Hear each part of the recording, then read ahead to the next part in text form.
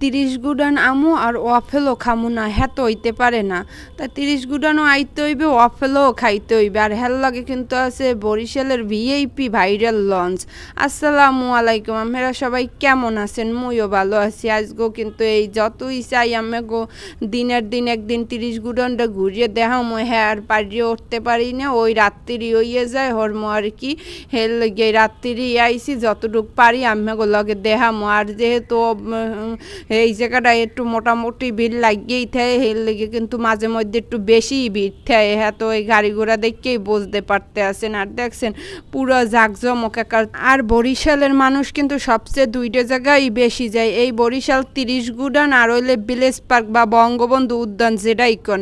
আসলে বরিশালের শহরের মধ্যে বেশি একটা ঘোরার জায়গা নাই, কিন্তু একটু আউটসাইডে বেশি আছে। এর লেগে মানুষ কিন্তু এই দুইটা জায়গায় বেশি যায়। আর এই জায়গার পরিবেশটাও একটু অনেক ভালো, মানে শৃঙ্খলা আছে। হ্যাঁ এবার আইয়েই প্রথমে একটু চাটা খাইয়ে লইতে আসি। বাঙালি বললে কথা, যতই গরম থাক আর ঠান্ডা থাক চা তো খাইতে হইবে। তা চা আমার অত বেশি পছন্দ না। এইবার যেহেতু অনেক বেশি গরম পড়লে পোলাই আবার আইসক্রিম খাইবে, এইবার খুঁজতে খুঁজতে দেখাইতে আসি অনেক ফ্লেভার, কিন্তু হে ওই কোন যে পাইছে কোনই খাইতে হইবে। এখন তো মাইয়ারে তো দিন এই কারণে এখানে বই মাইকে জুইকে দেবে, ভাবলাম যে পোলাটার দায় দিয়ে একটু খাওয়াইবে না। হ্যাঁ তো দুইজনের যুদ্ধ শুরু হয়ে গেছে। আর এই রকমের পরিবেশে এক কাপ চা না খাইলে হয় আমেরাই কন। আর এই জায়গায় আই এক কাপ চা খাইয়ে দেখেন। আর এই দোকানটার পরিবেশটা এত ভালো, আর মানে ওনার ব্যবহারটাও এত ভালো। যারা ৩০ গুডান আছেন হ্যাঁ তো জানেন। আস্তে আস্তে যতই সামনের দিকে আউগাইতে আসি বুঝে মানুষজনের ভিড় অতই মানে বাড়তে আছে।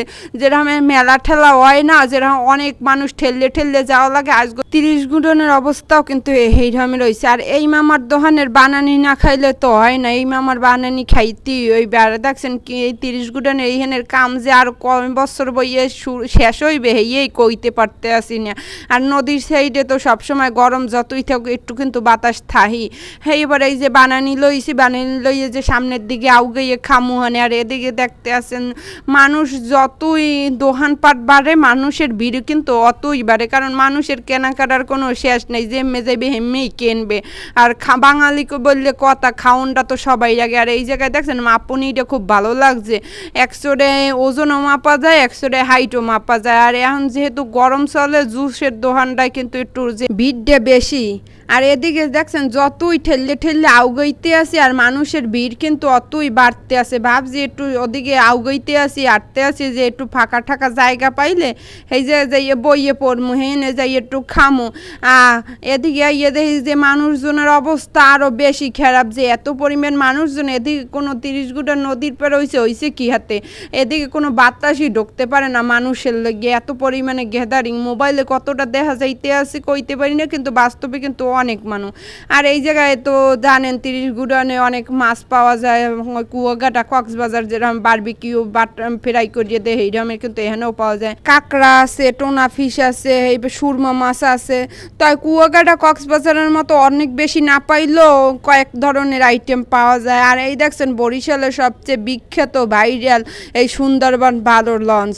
এই সব মানে এই মোরা তো বরিশালের মানুষ, মোরা জানি। যারা বরিশালের বাইরের মানুষ আছে হেরা তো আর জানে না। হেরা একবার বরিশালের লঞ্চে আইয়া দেখেন কি যে আরাম। আমেরা হুইয়া বইয়া যেরকম এসছে সেইরকমের আইতে পারবেন। বরিশালের লঞ্চের না শান্তি মনে হয় প্লেনেও নাই। প্লেনেও সরিয়ে দেখেন আর লঞ্চেও সরিয়ে দেখেন, এইবার কইতে পারবেন যে কোনটায় বেশি শান্তি। আর এই যে ওয়াফেলোর দোকানে এই সবচেয়ে মোর ভাইরাল ভিডিও হইলে এই ওয়াফেলো দোকানে, মানে আমেরা এত বেশি এই ভিডিওটা মোর প্রথম পেজের কিন্তু ভাইরাল ভিডিওই আসলে এই ওয়াফেলো খাইছিলাম ৩০ গুডান আইয়ে। এই ভিডিওটা আমেরা এত বেশি পছন্দ হচ্ছেন আর এত বেশি শেয়ার হচ্ছেন, সেই লেগে ভাবলাম আজগো আবারও এই ভিডিওটা করিয়ে দেখি। যদি ভালো লাগে হলে আগের ভিডিওটার না একটু বেশি বেশি শেয়ার হরিয়ে দিয়েন, পারলে পেজটারে ফলো দিয়ে রাখেন, হলে কিন্তু মোর ভিডিওগুলো আপনারা সবাই দেখতে পারবেন।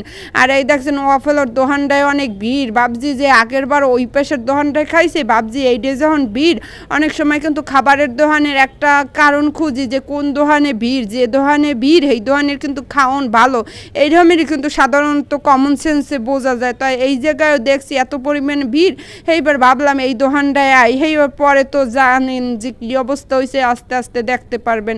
আর এই জায়গার কিন্তু এই রেগুলারটা নিছি, রেগুলারটার প্রাইস 100 টাকা, সর্বোচ্চ আছে 180 টাকা পর্যন্ত।